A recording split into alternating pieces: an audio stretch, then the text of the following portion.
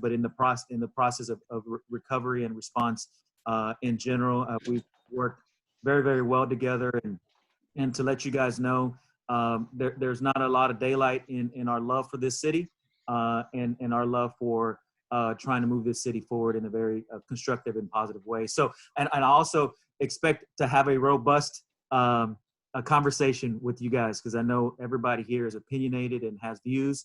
We want you guys to speak up and speak your mind, speak from your heart, but also speak from your expert perspective. And with that, I'll hand it over to Marvin. Thanks very much, Armando. And let me just kick off by saying, a big thank you to Judge Brown and to Rick Campo for chairing this pretty esteemed group. I'm going to come back to Armando here in a minute, but I also wanted to just recognize Stephen and the LIST team for running point on coordination and leadership for all of this. That's very much appreciated. I look at what we're talking about addressing here, and if you just expand that a little bit to the scale of the economic crisis, I think it's actually, well, not only is it still unfolding and we know all that, I think it's actually difficult to get your arms around just the magnitude of what may very well be happening here and how difficult this could get. And, a lot of times I get the question, what keeps you up at night? And there are several things, but one of those is, the knock-on effects from this unemployment and housing instability and what that's going to mean for our community in the broader sense. So I think incredibly important what's happening here. It's also easier for me to look across these screens and say that the knowledge represented in this room is impressive by any measure. And I'm just so very grateful that you all are here and that your organizations exist so that we have an opportunity to address this in the right way. I know we'll need every bit of that in addressing what I like to call a 360-degree issue. This just has many aspects to it. It's complex. And, look across the screen and think we probably do have the right elements to look at this from all angles. And I think that's critical to success. I also recognize that what we're talking about here is bigger than the existing resources to completely address it. So, what I'm certainly one of the things I'm hoping for here is some near-term clear actions that we can execute on within those resources that exist, as well as even better roadmap for where we go in the midterm and beyond that as more resources become available. And I think we're all probably have in the back of our minds what a second appropriation might mean, federal appropriation might mean for this space in particular. I said I'd come back to Armando, and I need to come clean about something here, and that is that I think, for those of you that know me, I don't agree to things too quickly, and part of that is because in a situation like this, I worry about how we allocate our limited resources of both talent and money. I worry about overpromising and so forth. And I will just say Armando had to talk me into this, and he has done that very successfully. I am 110% on board with what we're trying to accomplish here. I am completely impressed with his dedication to this issue, and I'm sure many others have been swayed by his characterization of what we have the opportunity to do here. So I want to thank Armando very much for that, and second his comments about how well we work together and how well I think both of us believe the county and the city are really staying aligned here, which is a big opportunity for us. So I will stop there and hand over. I don't know if we're handing over to Steve or Stephen or who we're handing over to, but that's it for me. Thank you. I think it's actually Jeremy or me. So Jeremy, you want to lead off? Okay. Hello, everyone. I'm Jeremy Brown. I'm Justice of the Peace for Precinct 7, Place 1, and co-chair of this task force. I'm honored to be here today. First, I want to thank Marvin and Armando for appointing Rick and I on this task force. And I want to thank all of you for participating on the task force. From my perspective as a JP, I'm hearing those cases right now of folks coming through the court and their inability to pay rent is because of COVID-related. Either their job, lost their job, or cut back on hours, or was sick themselves. And so As a judge, I have to follow state law, and unfortunately, state law doesn't allow me to use those defenses to keep folks in their home. But that's why I'm glad to be a part of this broader community and this broader task force, so we can figure out better systems to keep folks out of my courthouse into their home. So with that, I'll pass it to Rick. Thanks, Jeremy, and I look forward to working with you and the rest of the task force on this really complicated and important task. And thanks to Armando and to Marvin for giving us your support and the support of the city and the county. I do think it is notable that we do have a partnership with the city and the county, and I think it's absolutely critical to have that. And I applaud both Commissioners Court and the mayor and the city city council members for allowing us to do this. So for me, just to quickly, I've been involved in affordable housing issues, for a long time, for over 25 years, both at the national level and the local level. I think that the challenge that we have today, obviously, is COVID has exasperated the problem and increased the problem that already existed. I mean, we had housing insecurity already. We had a lack of real affordable housing in our community already. There's been a lot of work on homelessness, the Way Home program. I was on the mayor's task force that created that, and also currently serve on the Coalition for Homeless board. We do need to tackle this issue. It is COVID related today that we're talking about, and not the broader issue. How do we stop homelessness, and how do we stop overall housing instability and affordable housing? But I do think that this group, because it is a combination of the city and the county, and a combination of industry, actual landlords, the associations, and then tenant and resident rights groups and others. This is the first time I think we've ever sat down with a group this diverse, with this much expertise to try to deal with this issue. And there could be funding coming in the next round. This is a hard issue that everyone knows. So I want to thank everybody on the task force. We have a big task, and I think that we're up to it. I love the group that has been put together. So with that, I will yield, and I think, Stephen, you're up next. Maybe. So my agenda says anyway. Yes, Stephen, do we have you? Looking for you. There you go. Maybe not. Yeah, we're going to move to Stephen Okay. Dow for overview of what we're going to be doing in the task force. Great. Okay. So thank you, Rick. Thank you, Jeremy. Thank you, Marvin and Armando.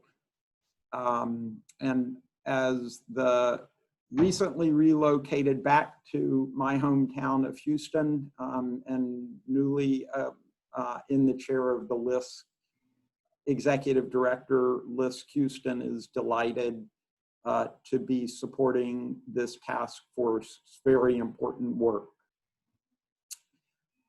Why am I here?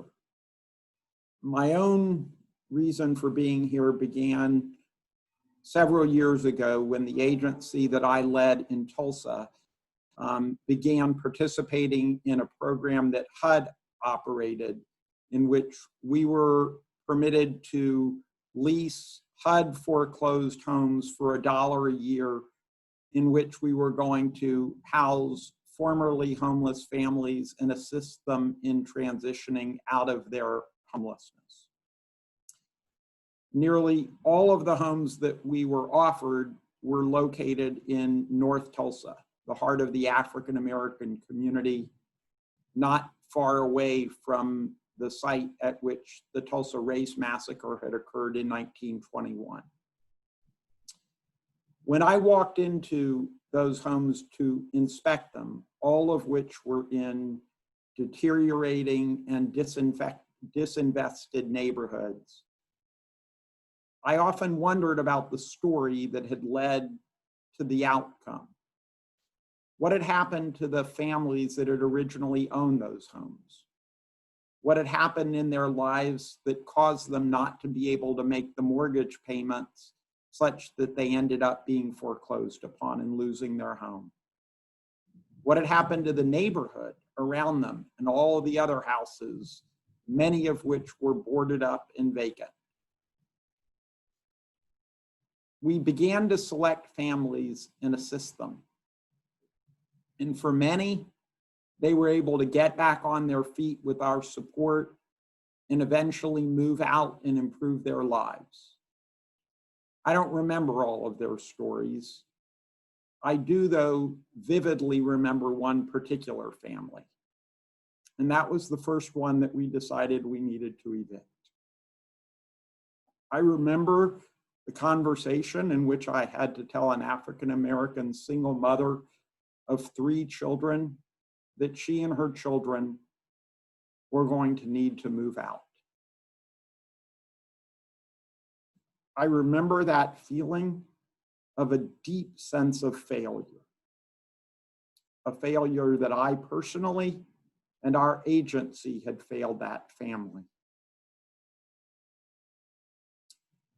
I tried to soothe that pain by explaining away to myself all of the problems that they faced and trying to put the responsibility of their failure on the failure of other systems that should have done a better job of helping the family. But then I had to also acknowledge that those other systems were part of a government and a society that was democratic, in which I was also indirectly responsible for. We are now facing an economic and housing crisis of enormous and unprecedented size. Inconceivable numbers of people are currently experiencing pain and are frightened about losing their housing because they cannot afford to pay the rent that they owe. We're facing this crisis during a time in which we are having a long overdue serious national and local reckoning with long-standing structural issues of race and equity. We know that the impact of the economic and housing crisis is disproportionately impacting communities and people of color. While we all know that a massive infusion of dollars from Washington would solve this problem, we don't think that that is likely. And we fear how this situation will play out in the days, weeks, and months ahead. So we, as some of the most knowledgeable and committed people dealing with housing issues, have assembled ourselves at this table to address this issue head on. And we've set an aspiration for ourselves. We want to write a different ending to our story than what would occur if we did nothing. We've declared our aspirations that we do not want people to lose their housing due to the economic circumstances that have been brought about because of the virus. We know that we will need to take steps individually and collectively to achieve that outcome for our community. As a community, we have tremendous assets and strengths to build upon. We have experience in coming together to respond to disasters. We have experience having housed homeless veterans and built a nationally renowned model of a continuum of care dealing with the needs of the chronically homeless. And we have city and county leaders who have raised this very issue as one of critical importance and asked us to make recommendations to them as to what we think needs to be done. Yet, there's no script or playbook for us to follow as we begin our work together. Today, we're taking a leap of faith together before we figured everything out. We want to do this work together in ways that begin to demonstrate to ourselves and others that we can and will lift the voices of those who are most impacted and yet most often excluded from the conversations and decisions that impact them the most. We know that we will have difficult conversations ahead of us, and we will have difficult decisions to make. We'll make mistakes, both in the decisions that we make and in the ways that we inadvertently treat one another. But we're committing ourselves to learning from those mistakes and trying to do better individually and collectively, and holding ourselves accountable to one another. We at LISC Houston will do our best to support the work of the task force with our team of staff, with our staff and team of consultants. And I especially want to acknowledge and thank the powerful and dedicated team that have been working tirelessly with me thus far. Elaine Morales, who kicked us off, and my colleague Claire Duncan from the LISC Houston staff. Elena White from Connective. Our consultants Dara Menashe, Martha McCrease, and Jeff Sties. And outside help also from Akeem Muyan at the Texas Policy Lab and Kyle Shelton from the Kinder Institute. I thank each of you for your willingness to serve. And I also want to say special thanks to Judge Jeremy Brown and Rick Campo for serving as co-chairs. I also want to thank and acknowledge the leadership of the city and the county for coming together in this unprecedented way to address this issue, and to their remarkable staffs who have worked with us to help us get to this point. None of us know what will happen in the days, weeks, and months ahead to disrupt the housing stability of hundreds of thousands of our fellow community members whose economic livelihoods have been upended by the COVID situation. But I am confident that as dire as that situation is, this group has the skills and resolve to help write the best possible story that we can. And I thank each of you for your commitment. With that, I will turn the table back to my colleague Elaine, who will help us discuss the next steps for the small groups. Thank you, Stephen. Well, we really appreciated getting to know a little bit more of you during the interviews last week. And yesterday, we shared a summary of those interviews with you. Many of you mentioned not knowing all of the task force members and that you all want to get to know each other. So we plan to spend about half an hour in small group sessions at each meeting to provide space and begin building stronger relationships with each other. We're going to move now into smaller group conversations for task force members and city representatives, city and county representatives, facilitated by LISC staff and other team members. We'll come back together around 12:10. If you're not a task force member, you'll stay in the bigger room with Claire as we come back.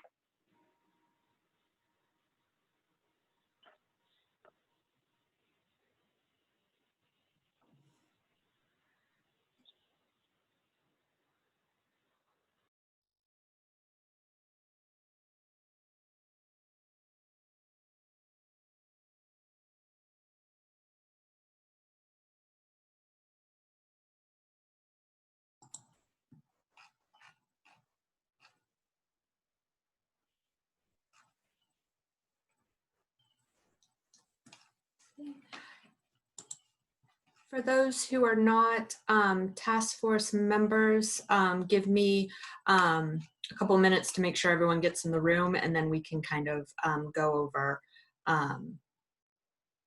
some questions. ourselves.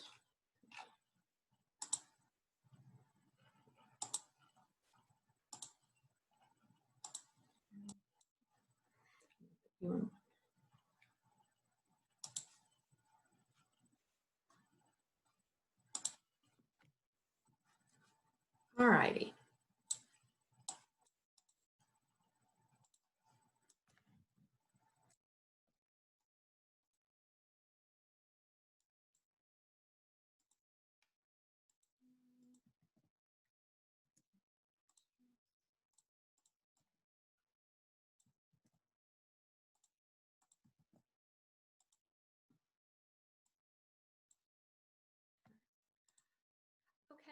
And I'm going to go ahead and unmute you all. So for those who are interested, and there should be a couple of you. Let me make sure. There's a few of you who should be able to join some of the other rooms. Sophie, do you have a opportunity to click join? And the same with Kyle. You should have an opportunity to click join to room 1. I'm not sure. There we go. Okay, great. So for the rest of you who are able to be on the phone, I'm unmuting you if you are interested, but you are welcome to mute yourself. So one, we're using this time to allow the task force members to get to know each other a little bit more. So if you are interested, you're welcome to take a step away and we'll reconvene about 12:10, or I'm gonna ask you all the same questions if you're interested in sharing anything. So first, I'm just gonna step away, just so you know. Sure, that's totally fine. Is there anyone who wants to discuss the questions? And there's no pressure to that at all.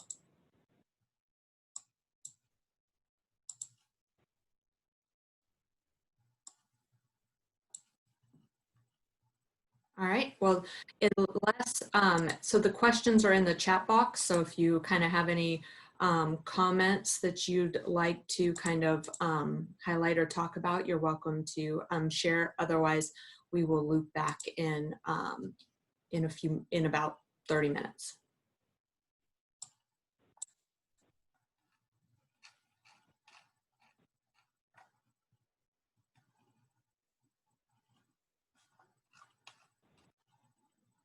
And I will be right back myself. But the impact on survivors, on victims that are fleeing justice and safety right now, and the impact on immigrants who are excluded from a lot of these federal programs that exist to support tenants in hot water, are just not accessible, right? To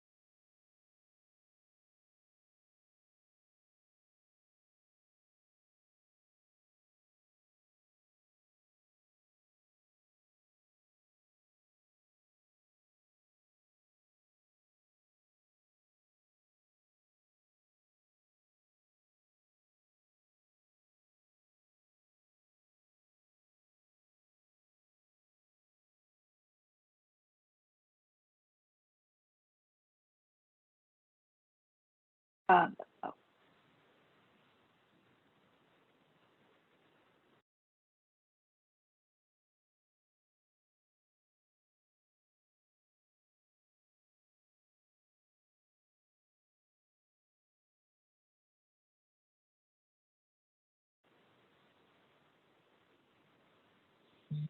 Hi, everyone. Thanks for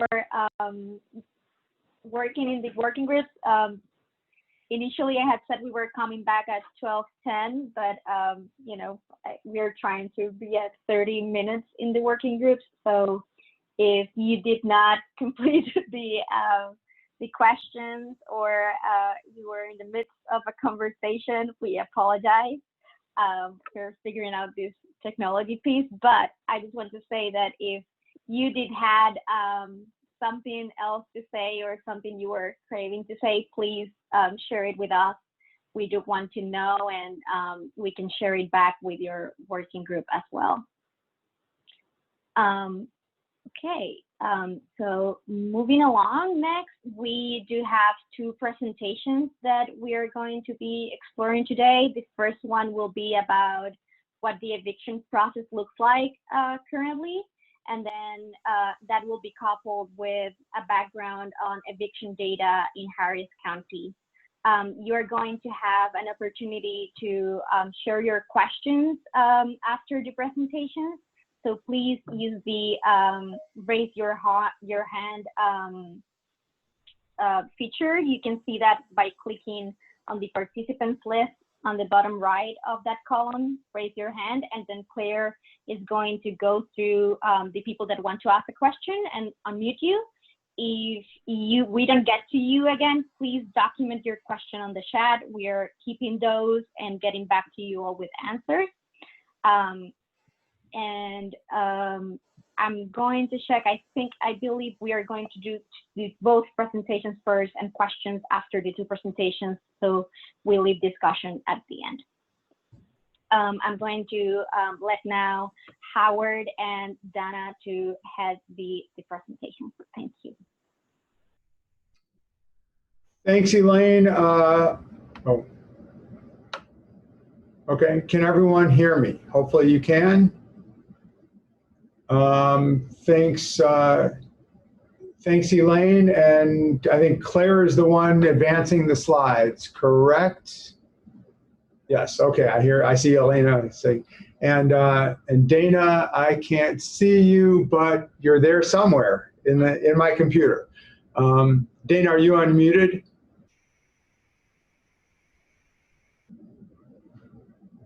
Can Dana unmute as well?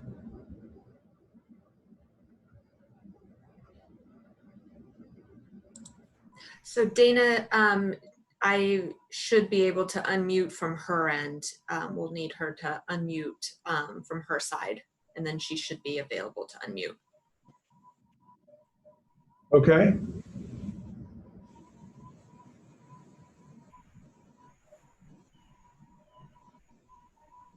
Let me go ahead and start. Dana, jump in when you want to, and I'll try to identify. So first of all, I appreciate the opportunity to do this. Thanks to Jeremy and Rick and Stephen for asking Dana and I to kind of present a very brief overview of what the eviction process currently looks like in Texas. Next slide.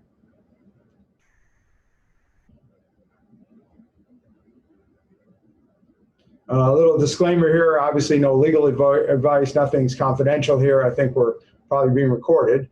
Next slide. Okay, so when we talk about the eviction process right now, what are we talking about?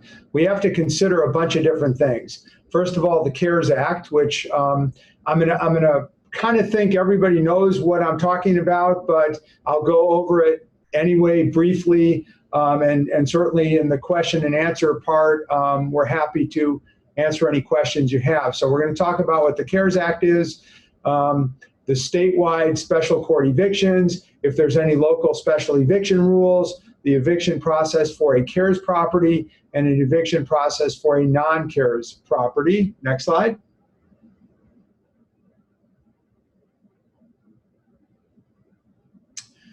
Okay, for the CARES Act, there's a couple of different pieces to the CARES Act. And we're talking about, it's called Section 4024 of the CARES Act that was adopted March 27, 2020, signed into law.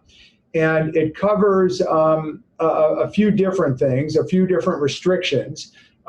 First, you cannot file if you're covered by the CARES Act, you cannot file an eviction that's initiate an eviction proceeding relating to non-payment of rent or other fees or charges, or you cannot charge fees, penalties, or other charges to the resident related to non-payment of rent. Next slide. And Howard, I don't know, can you all hear me? I think there was some issue. Okay, I'm sorry about that. I'm now on 2 different computers. I apologize for that. Go ahead. I will chime in at some point. I think with what is obvious, that the landlords and tenants will have a number of legal issues that we'll be able to flesh out over time through litigation, but there are, to some degree, some concerns about what the CARES Act truly means. And we lawyers are always good at finding a way to slice and dice what black letter of the law looks like. So I don't want to pause your momentum, but wanted to chime into that. We're actually on the slide So what the CARES Act says is that the owner, it says lessor, but I've taken some liberty with some of the language, but not the key language that is going to be in dispute.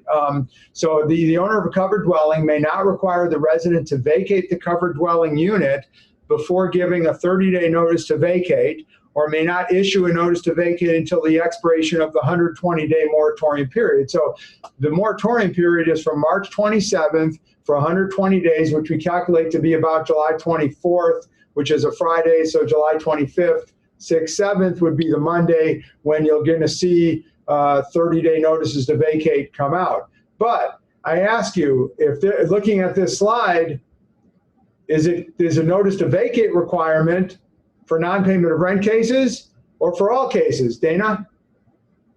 Yeah, so this is one of these issues where we believe that there's nothing in this section that limits us to non-payment of rent cases. And again, this is the sort of issue that we're very well aware that HUD gives out certain guidances. And these are legal issues that we'll be able to flesh out before judges, both at the JP level and then, of course, on appeal as necessary, to get a better understanding of any conflicts between what HUD gives as an advisory and what the black letter of the law says.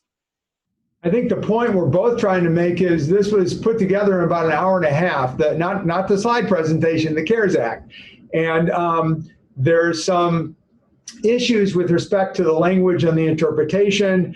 And lawyers have various arguments to use in court with respect to their what they think. But one issue is this a non-payment of rent requirement, or is this in non-payment rent evictions or in all evictions?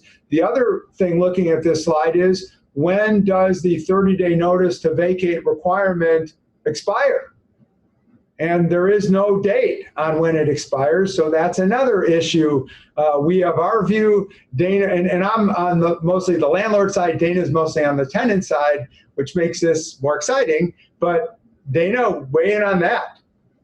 Yeah, so we're very clear, and Howard and I are both also serving on a subcommittee that the Texas Supreme Court has summoned us to represent our competing agendas in language that the Texas Supreme Court might address in new emergency orders. And we open up the law and we read the black letter, and we don't see that there's a 30-day notice with a sunset provision saying it expires on a certain date.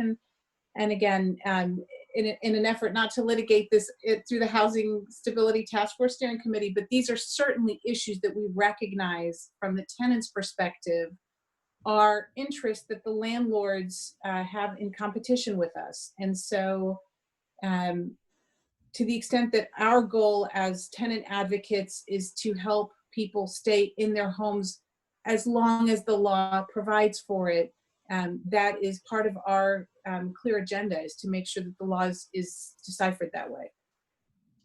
Next slide. Okay, so now we get into what is a covered dwelling, what is a covered property. Covered dwelling is basically residential property. So I don't think there's much dispute over that. A covered property is really any type of assisted housing that's also subject to the Violence Against Women's Act of 1994 and the Rural Housing Voucher Program is covered, which is, you can, people that landlords that run assisted housing are used to federal regulations and so forth. But will the CARES Act end? It also has any property that has a federally backed mortgage loan or a federally backed multifamily mortgage loan. So this has brought into the mix so many other properties that are just financed through Freddie Mac and Fannie Mae. And so this covers, and Dana, I've heard anywhere from 30 to 50% of properties. Have you heard anything different as far as percentage in the country? I'll say maybe even more than that. I think that maybe the number that's intriguing to us locally is that we're aware of statistics of approximately 7.5% of present evictions have been filed in violation of these understandings of the CARE Act, where at least we are on the same page. Our very invasive study of each and every petition on file for eviction in Harris County from a lawyer's perspective reveals to us that it's more like 18.8% of evictions that are presently pending, filed during the moratoria period, are in violation of the CARES Act. And again, we may agree to disagree on what the nuances are between a covered dwelling and a covered property, but we feel very strongly that the generalization made through the media that property is only covered by Freddie or Fannie it does leave out a significant number of properties that may be Ginnie backed or other federally backed mortgages, not to mention a huge legal issue as to whether an apartment complex that receives a voucher for one tenant would then be precluded from seeking eviction against another tenant. And of course, tenant advocacy rights groups would argue that that's exactly what the CARES Act provides.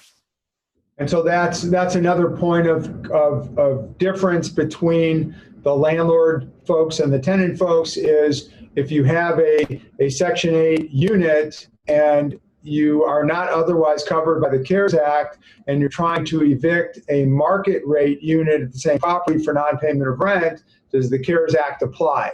And some say yes, some say no. HUD, the landlord side has relied on a HUD.gov Q&A, which takes the position that HUD doesn't have the authority to govern the market rate property. So the market rate property is not subject to the CARES Act. I know Dana has found a case in Nebraska, of all places. A county court in Nebraska thought otherwise. So it's subject to litigation, and it's another thing that hopefully will be cleared up in subsequent, not litigation, but subsequent legislation on any kind of subsequent comments on the CARES Act, whether it's the moratorium is extended, whether there's a rental housing assistance program. Hopefully these issues will be dealt with and clarified in the next piece of legislation. Next slide. Okay, in Texas, you cannot evict these days without knowing the CARES Act and then knowing what the Supreme Court has ordered regarding evictions. And right now, the Supreme Court has in its 18th emergency order, which was also mirrored in the 17th emergency order for eviction proceedings filed March 27 through July 25, the petition must contain a statement that the premises are not subject to the moratorium on evictions imposed by Section 4024 of the CARES Act. And once again, this is the reason why the court felt this was necessary is because nobody knows if the property is subject to the CARES Act other than the landlord, the way it's financed, and so forth. If it's assisted housing, it's a little easier. But if it's financed, the tenant doesn't know how the property's financed. They wouldn't know. A lot of my property managers may not know. They have to ask their owners. So the court says give the judge a chance at knowing this by putting it actually in the petition. And we have I think we both have issues regarding the wording of this, and we're working on that with our working group with the Supreme Court to come out with a different statement that we think is more clear on these issues. Yeah, I'll just chime in very briefly, and I know that we're limited to about 5 more minutes, Howard, so we'll wrap it up here in a bit. But, I think it's worth repeating that our Chief Justice of the Texas Supreme Court, when he summoned these several work groups, was very cognitive that there were other states' legal proceedings. Specifically, at the time, he mentioned something that had happened in Ohio, where the entrance into the courtroom and forcing litigants and their attorneys to appear in court resulted, I think, in that particular case, somebody fainting in open court, escorted out on a stretcher to a hospital. But part of the impetus for this, I think, is the recognition that there is a pandemic. Part of the goal is to help ease what has now turned into a crisis and backlog on the Justice of the Peace Court system, but certainly a recognition that there are health consequences involved. So that may be quite tangential to the CARES Act itself, but I think is part of the reason why the Texas Supreme Court has taken the initiative, where other branches of our government maybe have not, to try to put some rules in place on evictions. And that's the next, go to the next slide, and I won't read this, but I'll give it to you. Part of the court's order is all the things Dana was talking about, how a judge has, and this is not necessarily an eviction judge, this is any court, civil or criminal, has a lot of flexibility to modify or suspend rules to protect the people that come to the court, attorneys, jurors, parties, court staff, from transmission of COVID-19. So that's another layer to what anybody who goes to court these days, eviction or otherwise, has to know about. Do we have to wear the mask? Obviously in Texas right now we do, but this came out before then. Is there going to be a video hearing versus in person? How does social distancing work? Next slide, 2 slides. And real quickly, the eviction process for the CARES property, you have to give your notice to vacate, which again is going to be a 30-day notice, no earlier than July 25th. You have to file the eviction after the 30 days expires. And then the other considerations are, we don't have, the Harris County or the city of Houston don't have any type of pre-notice requirement. Cities like Austin, Dallas, San Marcos, Kyle, they have requirements for notice of proposed eviction before you ever get to the notice to vacate. And then with the special rules, every court can do their own rules with respect to transmission of COVID-19 risk and how to avoid that. Next slide. For the non-CARES properties, it's the same as before. The notice to vacate, which is a lot of times in residential, going to be a 3-day notice. Then you wait until that expires to do your eviction. Next slide. But again, you have to look at whether there's a local government rule that applies. None right now in Harris or Houston. And then you have to call the court to make sure do you even go to court or is it virtual? That sort of thing. So that's it for what we have, and we'll take Dana, any last comments? Yeah, I see one of the questions that was just asked, and I think it may be probably one of the most pointed questions that we're dealing with, is how does a landlord or property manager, or more importantly, the tenant and the judge, know if the property is covered by the CARES Act?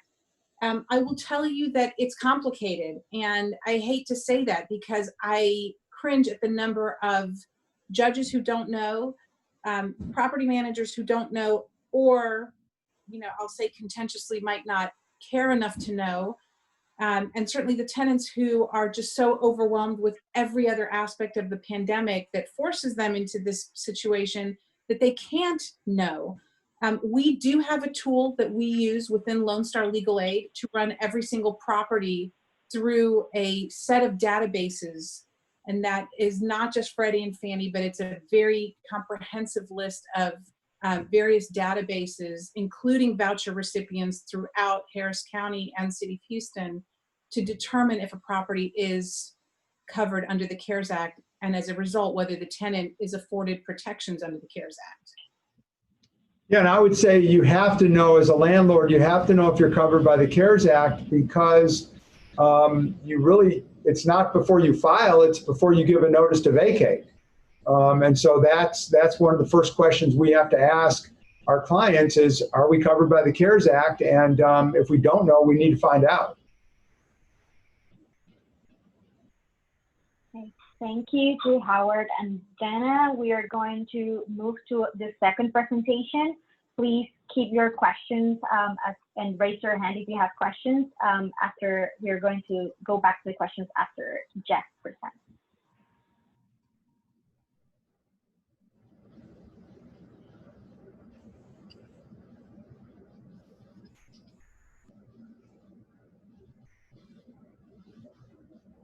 Okay, can everybody hear me okay and see my screen? Is that a yes? I can't see anybody, sorry. Okay, great. I'm just gonna go ahead and get started. My name is Jeff Reichman. I'm with January Advisors. We're a data science consulting firm based here in Houston.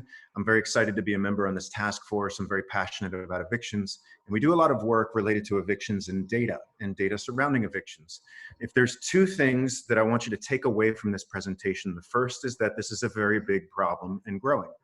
The second is that the data is imperfect. It is not going to tell us all the answers that we need to know. And so really the actions from this are to really get a sense of the size of the problem specifically for Harris County, and then to realize like what else we need to do in order to track this appropriately so that we can address it through policy, through funding, through compromise, and all of the different levers that could be used to keep people in their homes. So this is just a background on evictions data. We looked through 20 years worth of eviction data in Harris County. What we've seen since 2016 is that evictions are on the rise, but over the last 20 years, evictions have been on the rise.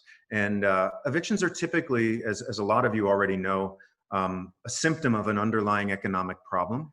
And so while Houston has been growing considerably and real estate in Houston has appreciated in value, there are lots of people, as we can see, in 2019, there were over 64,000 eviction cases filed. There's lots of people who aren't on the upswing on that economic rise and are getting caught in the teeth of rising real estate prices, rising rents, and stagnant or non-existent incomes. And that is only going to be exacerbated by COVID. So what I want to take away are some key terms here. And the first is cases filed. Cases filed is a really great proxy for how many households had an eviction threat. When we calculate this and when we look at evictions and dismissals, we don't take into account appeals or duplicates, because cases filed can tell us at a point in time, how many households had an eviction threat. But I also want to emphasize that this is an imperfect number because we don't know the number of notices to vacate. There's an untold number of people who receive that notice to vacate, have 3 days to go, and they pack up and leave. That's not tracked in any system anywhere. So truly upstream, there is a larger number than 64,000. How large, we don't know. But we can say that 64,000 households had an eviction threat. When we look at quote unquote evictions, what we're really looking at in the data is cases with a final judgment or a default judgment in favor of the plaintiff, because we're not including appeals. Oftentimes and almost always the plaintiff is the property owner. And so while the data doesn't tell us whether or not a writ was issued, we assume with a fair degree of certainty that this represents a bare minimum number of evictions that went through the courts. And then dismissals are a tricky one because cases can be dismissed without really implying an outcome for the tenant. So for example, a tenant can vacate the property and the landlord will withdraw the case and it will be dismissed. Or a tenant can work out some type of restitution with the landlord, pay their back rent, and the case can be dismissed. So it doesn't really tell us like we want in a traditional court setting where we want to know like who won and who lost or what happened. That's not exactly clear in all of this data. And to complicate things, there's an unknown outcome that's in the data as well that started in 2016. And we presume that those were dismissed, but we don't presume to know what dismissed means. So you'll notice that these numbers don't completely add up to the cases filed. That's because at the time of this analysis, there were a few hundred cases that were still active and didn't have an outcome. So that's why that doesn't add up. I'm always the one on these presentations furiously doing the math to make sure that what I'm seeing is accurate. So I wanted to just come back to the slide briefly to emphasize that middle number here, that 35,000 number, because that's what we estimate was the number of evictions in 2019. And we can see, you know, around 2016, it was a little bit lower, probably around 25,000. The Eviction Lab out of Princeton University, this is Matthew Desmond's research group. I'm sure you're all familiar with the book Evicted, which took an inside look into evictions in Milwaukee County in Wisconsin. The Eviction Lab in 2016 ranked cities based on their eviction rates, and Houston came in at number 126 with an eviction rate of 2.3%. And the data that they based it on came from LexisNexis, and it was flawed. That data showed only 11,082 evictions in 2016. Now, when we rerun the numbers, we see that there were over 25,000 cases with a default or final judgment in favor of the landlord in 2016. And that, at just using that conservative number, would have boosted our ranking to the equivalent of Detroit. We'd be number 36.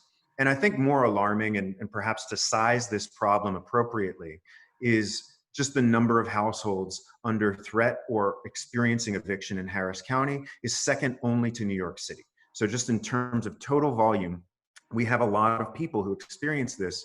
And I just want to pause here. I know this is very data heavy, but as we all know, evictions are a massive psychological trauma.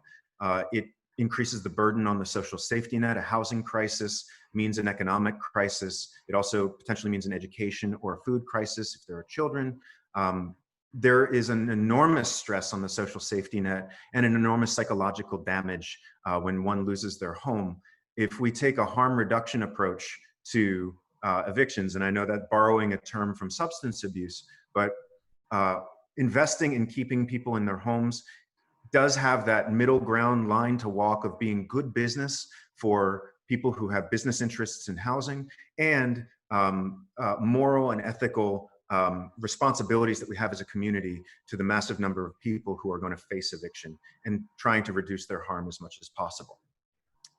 In terms of what's been happening since COVID, the Eviction Lab has set up an eviction tracking system with Houston, Texas featuring prominently. Houston, this will show weekly filings, and it will aggregate it to the census tract level and rank Houston in terms of other cities and the number of eviction filings that are happening. We also have a dashboard that I'll give a link to at the end, and we set it up a lot like the COVID cases data visualizations, where we're looking at daily eviction cases filed in Harris County JP courts, and the dotted line that you can kind of make out here is a 30-day trend. So this is really going to tell us what the last 30 days have looked like. And what we can see is that certainly there are fewer evictions during the Texas Supreme Court moratorium, and even now we're trending at 30 to 50% of normal volume. But I do want to underscore that normal volume is astronomically high, both for Houston and for national rates. So when we start to look at where we're at right now in the context of where we were, if where we were was a 5-alarm fire, maybe right where we are right now is a 4-alarm fire that could get worse. So I think that as we look in this task force at what's been happening since the pandemic hit, since mid-March, we can start to baseline it based on that and also get a sense of just the scale of the problem over time in Harris County, and that people who are already experiencing eviction now may have experienced it before and may have been victims of kind of economic downturns prior to this that's just being exacerbated by COVID. When we look at the Eviction Lab rankings week to week, we can start to see Houston in context. I took this yesterday, and we can see over the last 4 weeks, 1,800 cases filed, and comparing it to other jurisdictions, we're a lot higher. Even if we looked at a per capita number, we're a lot higher. And so I think it's important to know that this is especially a crisis in Houston, and certainly everybody here has been kind of learning about the pandemic and researching this from y'all's own point of view. We have that double whammy of the pandemic plus a potential oil and gas downturn, which could make our numbers grow even higher. And evictions, again, are disproportionately affecting certain neighborhoods. There's only some conclusions we can draw from the data. One of those conclusions is that evictions disproportionately impact Black communities. We also suspect that it disproportionately impacts brown communities, but we cannot confirm that in the data. And so one of my hopes in the task force is that we can all think broadly about what data we're collecting, how we can collect it ethically, how we can prevent the unnecessary disclosure of personal information, but make data available for researchers like many of us on the call here who can really use it to help inform policy and confirm others' intuition. So with that, I will answer any questions, or if we're out of time, we can move on. Thank you, Jeff. So now Claire is going to start letting people know when they're unmuted. Please, share your name and who are you directing your question to. Thank you. Great. Zoe, you should now be unmuted. And I'm also going to be re-unmuting Howard and Dana so that they're able to participate in answering questions as well. Hi, everybody. Zoe Middleton, she, her, Southeast Texas co-director for Texas Housers. I don't have a question, and I hate to be one of those comment, not a question people, but I do think it's important to note that there's a racial dimension to this crisis as well, and that goes for COVID-19 transmission. I don't know if you all saw the Eastern Chronicle article today about disproportionate impact on Latino communities, and we also know that the disproportionate impact nationally on Black folks. But Black and Latino people are twice as likely to rent their home than own it. And so when we look at this eviction data, which crucially courts do not collect race data at the time of filing and who people are filed against, and lots of folks, as Judge Brown can tell you, don't show up to their eviction hearings. So it's really difficult to track what it means in evictions, but where there is a racial dimension and racial harm aspect here that we also need to be very, very explicit about. And I know that we're having a very robust conversation in the chat about grace period ordinances, which I think is a free and quick solution that we should absolutely find time to speak about. And I will leave that to Jeremy and Rick to figure out how we talk about it. But I just want to note there's a lot of, there's a chorus of support, it seems, in the chat. And that's all. Thank you. Great. And now I'm going to turn it over to Curtis for his question. You should be unmuted, be able to unmute yourself now.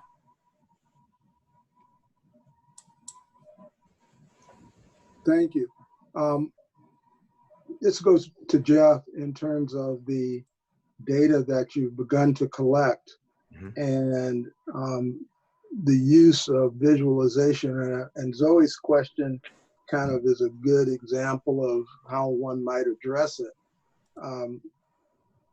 If you collect the data by zip code and or census tract, and create a 3D visualization so that those graphs that you show on your bar graph are shown in 3 dimensions, it might begin to give the non-data person a more powerful understanding of the impact over just colors on a 2-dimensional map. And where this impacts Zoe's point, if we don't collect the racial data at the court or at the filing, if we know that person's zip code or census tract data, we at least know the percentage of renters of color in a particular zip code. So we might make some inferences about the impact of the evictions on various social groups. So I think we can use the tools of analytics to answer some of the questions that might create big headaches in getting answers to. But I think understanding that profile and how to think about being creative with presenting the data might help our group think more creatively about the problems. Well, thank you for that suggestion, Curtis. I think you're absolutely right.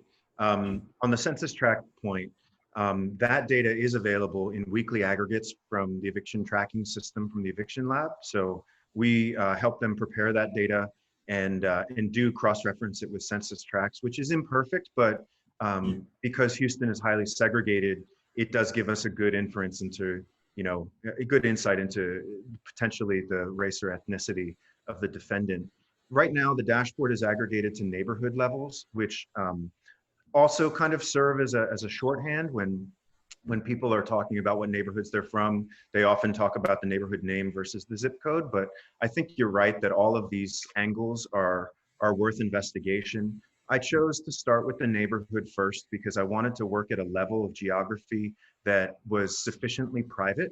And I wanted to really gain the expertise of members of this task force to understand the ethical considerations of drilling down deeper and deeper into smaller and smaller geographies. And to do that at y'all's request for information, but not simply just make that available without really carefully considering it. Something that we are always thinking about is what are the ethical considerations of making this data available? And how can we represent it as true to form as possible without causing unintentional harm?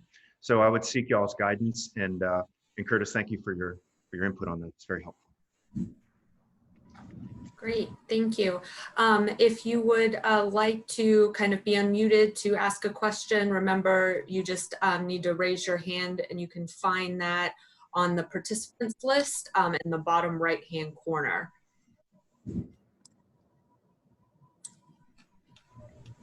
I know one, okay, great. Diana, I'm unmuting you now. Hi, everyone. Yeah, I was just responding to some of the chat commentary too, and just want to point out that, you know, there's quite a bit of urgency, I think a lot of us feel, and we also understand that the magnitude of the problem is very complex.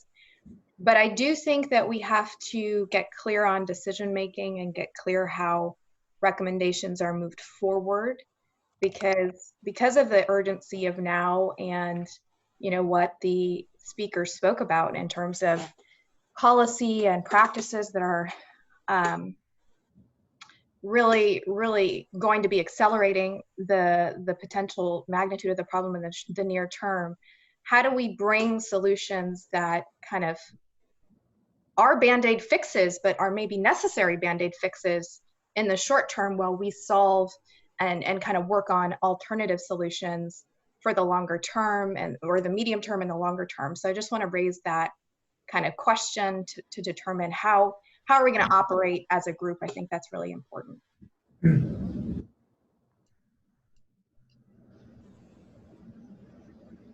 Rick or Jeremy, do you all want to address that now, or you want to wait till the end?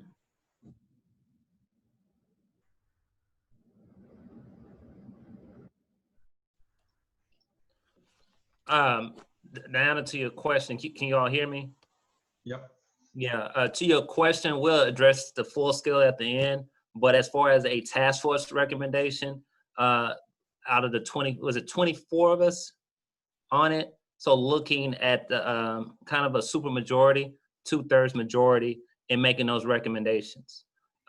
So it would be, and we Rick and I thought about it in a way that to lend legitimacy of the task force to our city and counties are, that type of majority will lend that support. Now, we will also allow individuals, if you disagree to a certain extent to what our majorities are, we'll chime that in as well, right? If there are reservations that members of the task force bring to a recommendation that the task force has made, we'll chime that in to the city and counties are.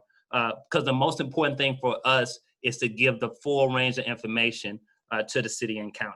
So. Yeah, I agree with that. I think the thing is that because it's such a broad coalition that we brought together, we felt it needed to be a more, a super majority type of a situation. That way, it does have weight. It's not just landlords or resident, rights folks. It's all of us together, because it's oftentimes sort of quick fix solutions sound good in the moment, but they really don't ultimately deal with a longer term issue, and that's what we really need to focus on.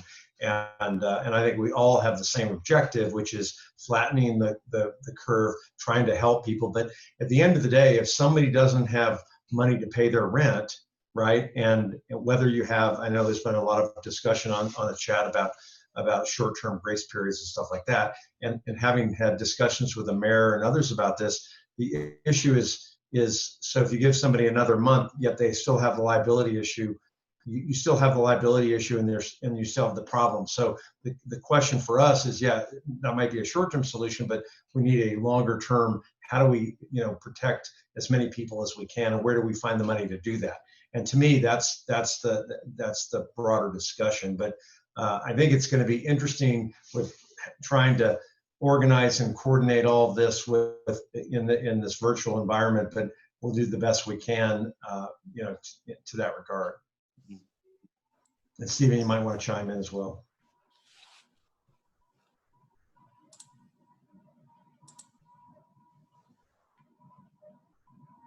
So thanks. I think one of the things that we'll get to in just a few minutes is the working groups that we want to establish. And I think, we really imagine that the working groups is where both members of the task force and where we want to be able to draw on others in the community who are not part of the task force will begin to really wrestle some of these issues, with the idea then that the working groups will be bringing back recommendations for the full task force membership. And we're imagining, I guess we can just sort of shift to that now, that I think that what we want to imagine is probably proposing the establishment of 4 different working groups at the outset. It was 3 up until late last night, and appreciated sort of the suggestion by one of the folks on the task force of creating something that's specifically responsive to the current discussion about the grace period ordinance. And I think, as some of you all may know, the mayor has publicly indicated in response to questions that the mayor in particular is looking to this task force for recommendations on certain things, including the grace period ordinance, which has been drafted by city legal, as I understand it. So the sort of 4 working groups that we're looking at, the first that we'll just discuss because we're on it, is something that would be focusing on policy recommendations. And that would include, to be sure, probably starting initially with the grace period ordinance, because that one is very much on people's mind. So I think the sort of policy group would be one. And then I think there is a second that we're imagining that is designed to really think about how to render rental assistance payments. As you all know, there has been an enormous amount of money spent thus far on rental assistance, and directly there is currently sort of a $15 million commitment that the county has made, that our good friends at Baker Ripley are in the process of designing a process to administer. And, we began to think that even one of the next presentations is that we would be asking Diana and probably Claudia, who we've not yet officially approached, to present on what has happened thus far, and to really allow us at our next task force meeting to go deep into understanding where the rental assistance has gone and what outcomes we've seen from what's happening, with the idea that as a discipline, we're going to be trying to learn and improve at everything we're doing. So the second working group will focus on rental housing assistance. The third is related to the access to justice proposal. And in that regard, I owe the group an apology and appreciate Guadalupe having called us out on it, which was great and helpful because we want that from everybody here, which is initially we had indicated that Commissioner Ellis and the Commissioners Court had asked this group to provide a response to a recommendation that was forthcoming to the Commissioners Court around an access to justice proposal in time for them to make a decision at their meeting on the 28th. After further discussion with some of the people who are crafting the specifics of that proposal, it really was not yet fully ready for this full group to do. And so I think we are going to establish a working group that will be diving into the particulars of the access to justice proposal when it's fully fleshed out, so that then we can bring forth a recommendation. So, so we've got 3 so far. The policy group, second is rental housing assistance, third is the access to justice working group. The fourth and final one is really, I think, designed to take the amazing leadership work that Judge Brown and many others in the community did by launching an eviction pilot program that has been designed and operating for many months, and to begin to think about what the next version of that would look like, and the possibility of scaling and growing that eviction pilot effort. So those are the 4 working groups that we are proposing to be established, and happy to spend a few minutes hearing people's reaction to those, and then in the follow-up survey in particular, we're going to solicit your interest and involvement in participating in one or more of those, and suggesting others from the community that we want to specifically reach out to. Great. So we have a few more hands raised. So I'm going to start with Celeste. You should now be unmuted. Yeah, hi, thanks, Claire. No, I just wanted to offer or suggest and echo Diana and others' urgency, feelings of urgency around this grace period question, just because I think it's a critically urgent question that I think this task force needs to answer, as demonstrated by Mayor Turner's comments recently. I counted 11 folks who in the chat who were supportive, just quickly. So I wanted to suggest or offer if that could be a question that we answer just collectively. And I don't think it requires a separate work group. Maybe it does, after, but I just, we don't have a lot of time for the 25th, I guess, is what I wanted to just say.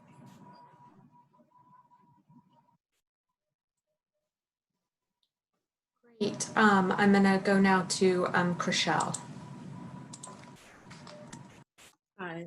So I definitely appreciated both presentations, and I just have something I just wanted to offer as we continue to move forward in this process, is that as we think about presentations, as we think about the work groups, that we remember that it's people that's being affected and impacted. And as of now, we don't really have any renters specifically a part of this group to be able to give that perspective.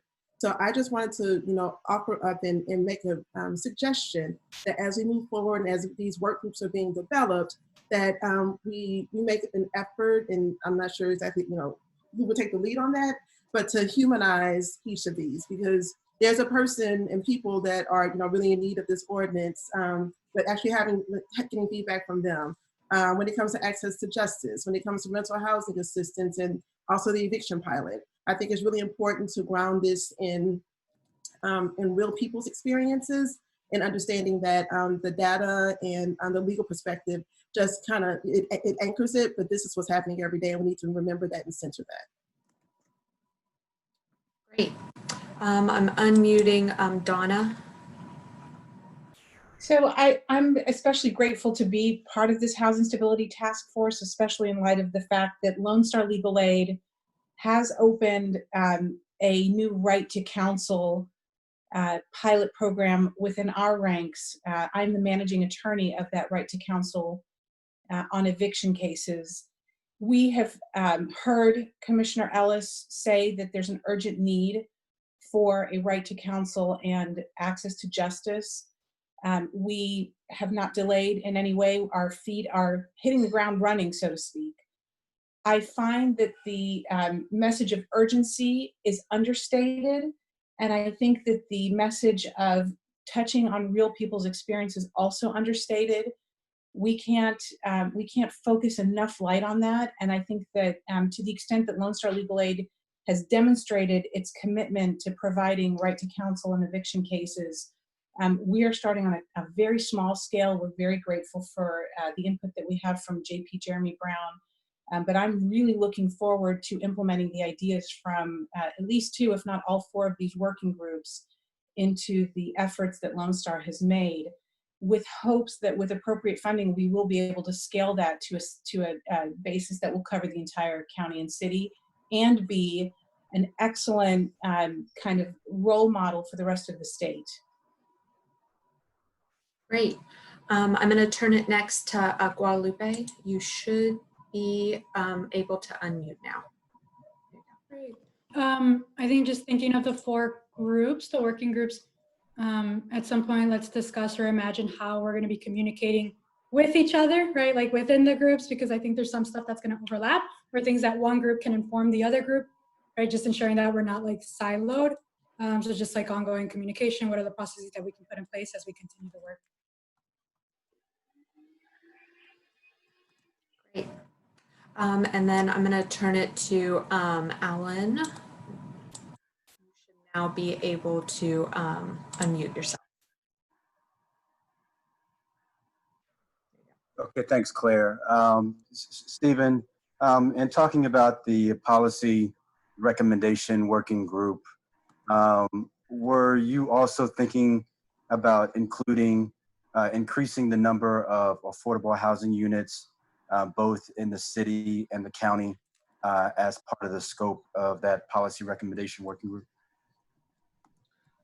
So that's a great question, Alan. And I think that is sort of this gets to, I think, the heart of one of the things that we tried to identify in our one-on-one interviews, and that's to really define the lane that we want to be in and the guardrails that we see that we want to construct around ourselves.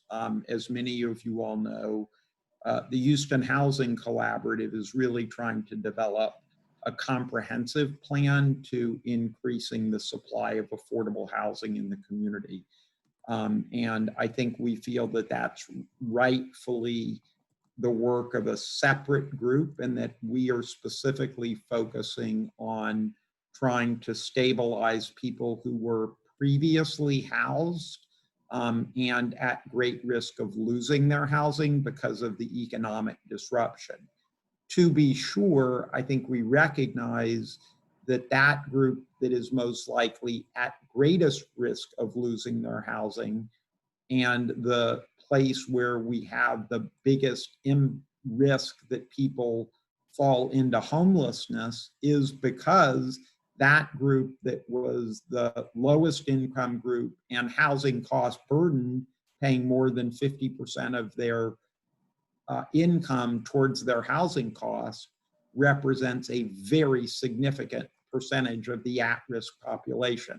And I think, as you know, I think Guadalupe told us, you know, in the one-on-one, when we try to solve for the needs of the most vulnerable and most at risk, we begin to identify issues that if we solve for that, we will solve for a much greater part of the population. So I think, Alan, you know, while we are not directly tackling that, I think we are hoping that the kinds of policy recommendations and programmatic solutions that we do that are designed to respond to the immediate situation will also lay the groundwork and fit into the kinds of things that a more comprehensive, longer term set of strategies has got to embrace. I hope that's responsive. Great. We have Mark has wanted to share some comments. Mark, you should be unmuted now.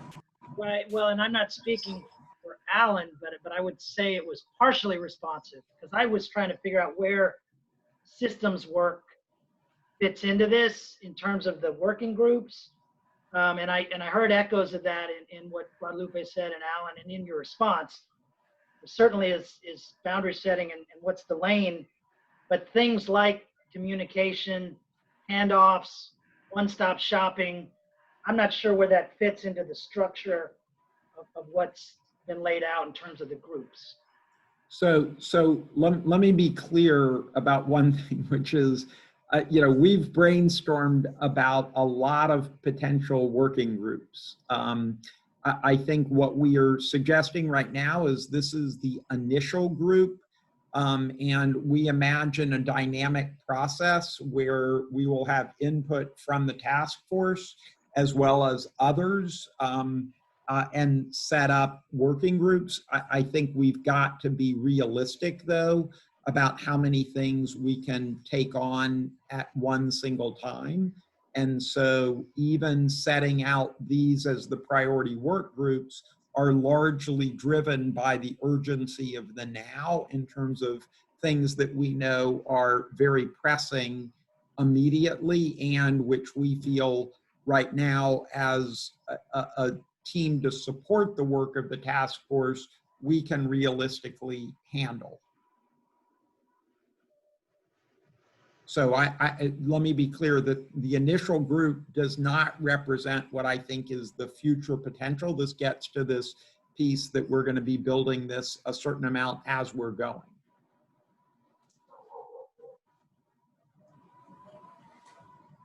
Great. Curtis has his hand raised again. So Curtis, I'm unmuting you. Thank you. Going back to Alan's point and some of the other comments that were made by Zoe and others around urgency and addressing the immediacy, I think refocusing on what our definition of, or what we think the role of housing stabilization is, it might be one way to think about this.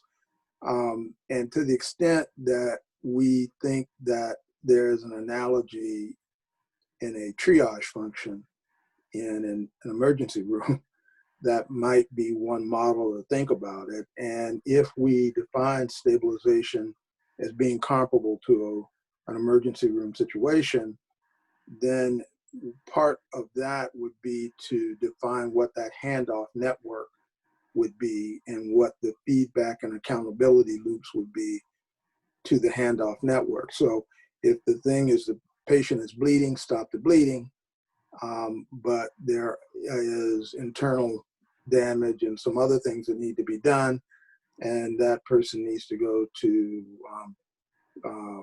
surgery of some sort, who is already doing that surgery? Are there organizations and groups doing some of this work?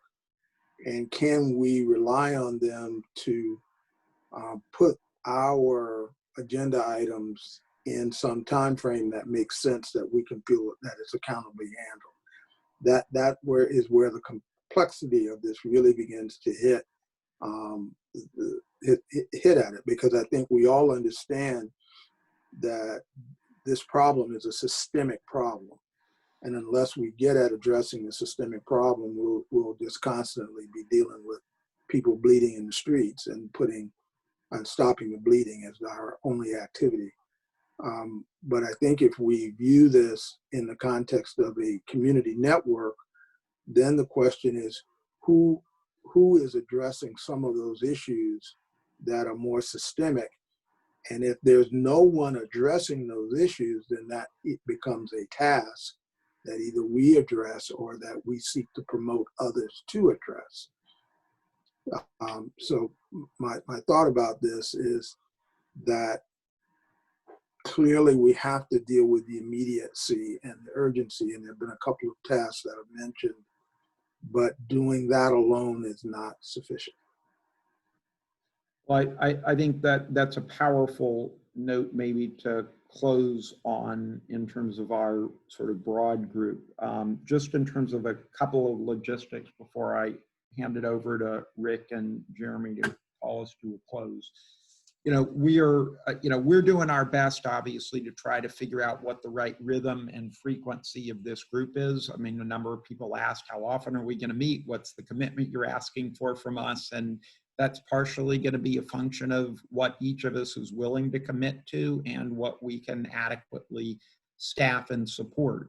I think at this point, our best guess is that we want to try to meet as a full steering committee for the next few months, every couple of weeks. I think we've sent out a doodle poll, and based on the results of the doodle poll, it appears as though Fridays from 10 to 12 seems to have gotten the most number of votes. So I think that will sort of be the order of the day starting 2 weeks from today and then keeping on a recurring basis. And we'll send out that calendar invite to people. With respect to the 4 specific working groups, I think as we indicated, those are the initial thinking of them. We have not yet fully scoped out what each of them will do. And I recognize that that's a challenge, but that's a challenge then that the working group members themselves will help us do. And we'll need to think about even how to prioritize the work among those. I think very clearly we've heard in this call the interest in and desire to make the work of the policy group and specifically the focus on the grace period ordinance a top priority. And so I would really encourage everyone that wants to join that conversation to make sure to indicate it when the survey comes out later. Finally, 2 other just concluding remarks. One is I want to acknowledge that we indicated at the outset, and I think in the initial questions, that we really wanted to be mindful of the issues of equity in how we do our work as a task force. And I don't think it was lost on any of us that the presenters today and many of the voices that you've heard, including my own, represent a group that we feel has been way overrepresented in our community in its voice and impact. And I think we're cognizant of that, and I think that we will endeavor to do a better job in the work of the future task force meetings to not just be mindful of that, but to actively do things to change that dynamic.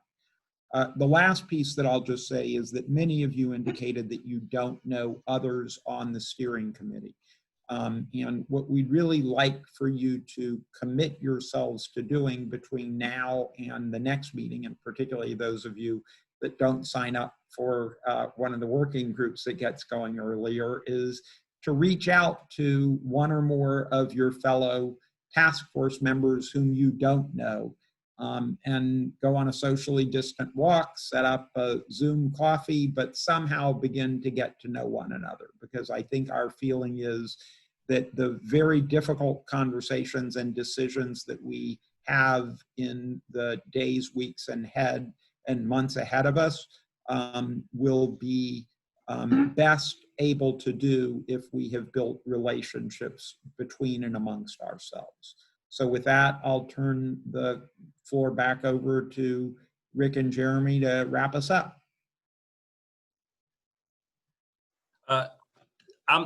Stephen and Rick, can I just have I want to ask a quick question of Howard and Adana, if you don't mind. Go ahead. I know a lot of folks are talking about the right to cure ordinance.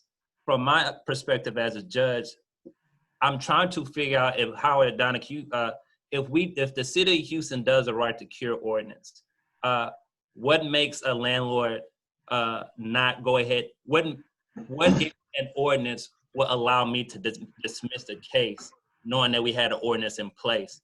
If that's the city of Houston ordinance, and my inability, from my perspective, and correct me if I'm wrong, my inability to enforce a city ordinance, given that I have a duty to only enforce state and federal law, if that makes sense.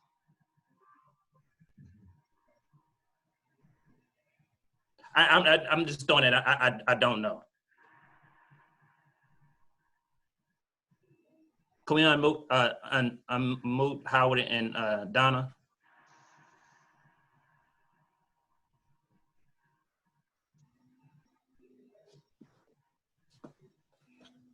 Okay, You're unmuted, Howard. Muted. Definitely still muted. Dana's still muted. Yeah, I think there are significant legal issues involving the enforcement of any city ordinance by the JP. I think there may be significant legal issues with the city even doing something to mess around with the statewide eviction process. We have seen in other cities, and we've seen challenges to those ordinances that have been completed yet. I would like to have the group, this is another food for thought, is think of the eviction process. Everyone seems to think the eviction process is the cause of a problem. The eviction process really is the result of the problem. We need to get to resolve the issue prior to a notice to vacate, prior to a notice to cure, prior to any of those notices. What's the problem? And right now the problem seems to be the rent. And so, I mean, it's a different view than most people have done on chat, but kicking the can down the road, as Rick said, to create liability later, I don't know that that's going to be the answer. You're creating a lot of things for a lot of people, problems down the road. Rather see us focus on what we can do to avoid the eviction process now. Is there a solution? Donna, from your perspective. Yeah, I think I'm finally unmuted, and I'm sorry. I think some of that is a bit outside of my control. You know, we've seen in the media tensions that have arisen between our county and city versus the statewide powers of the governor and the Texas Supreme Court. I think it's going to be a significant hurdle. I think it's going to be a significant challenge, and I would expect every landlord to come into court saying, Judge, you can't enforce this. It's not enforceable. And I could see that rising very quickly into the sort of litigation that is probably wide-reaching, but also very long-winded. Okay. I tend to agree with Howard that, you know, the problem is the rent. I think I wrote that down, quoting him, the problem is the rent. We've got other problems, and they're systemic, and they've been around for a very long time. You know, the component of trying to find a solution to these problems and to try to bring some equality and equity to the players in the field is a tremendous challenge when it comes down to the legal system. So again, to the extent that we are able and willing to provide an eviction right to counsel similar to a public defender's office, I think that's one tiny component in understanding how these laws will play out. I think you're spot on, Judge, that there will be tensions between a city ordinance and what the state law provides. Okay. And go ahead, Rick. Go ahead, Jeremy.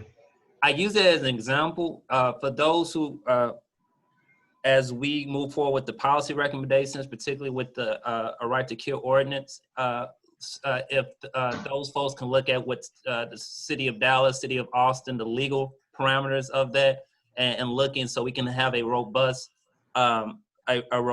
recommendation for our city and county partners. Because one of the things that I mean, quite frankly, you know, the city and county may hide is like hide behind is, oh, we legally cannot do X, Y, and Z, right? And so let's jump on that on the front end. And so as we do these recommendations, make sure, quite frankly, if they're legal or not. Because even if we have a right to cure proposal, we already have cases that are filed. And what the city of Austin has done is it's a right to cure on the pre-file side. So we have the immediate issue of there are cases filed, and we have the immediate issues that folks are hearing these cases. And, you know, and so just keep all that in perspective.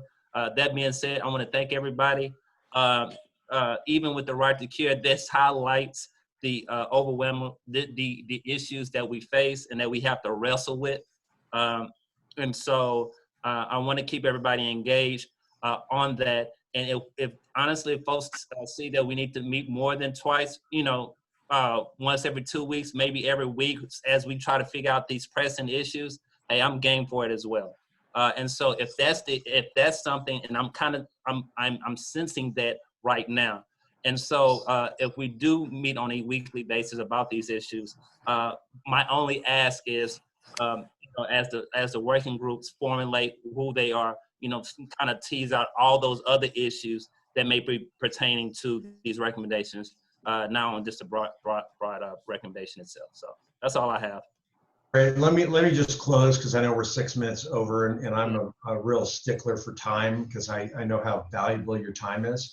So I think this is an indication of the very good and robust debate that we're going to have on these issues. And I think that it is important for all of us to listen to each other and to then try to formulate something that makes sense overall, because this problem wasn't caused by COVID. There were tons of evictions and people who weren't able to pay their rent and housing insecurity prior to COVID. But COVID is definitely going to exacerbate this problem, and that's why we're here together to try to figure out what the best way to do it is, because we all are in the same game. We want to advocate people stay in their homes, and the fundamental way to do that is to try to help them get rent money first. But on the other hand, we've got to come up with reasonable policies and procedures that work for everybody, and I think that's what's great about this group. We're going to have a lot of great dialogue and debate. We're not always going to agree on everything, but that's okay. That's the way the world is. We will debate with respect and understand other people's positions, and then hopefully come to a consensus that actually does really help keep people in their homes. So thanks so much for your involvement in this group.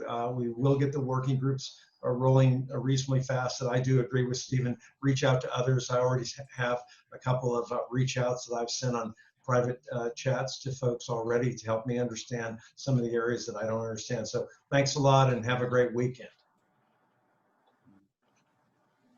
And I think you can disconnect now. Bye-bye.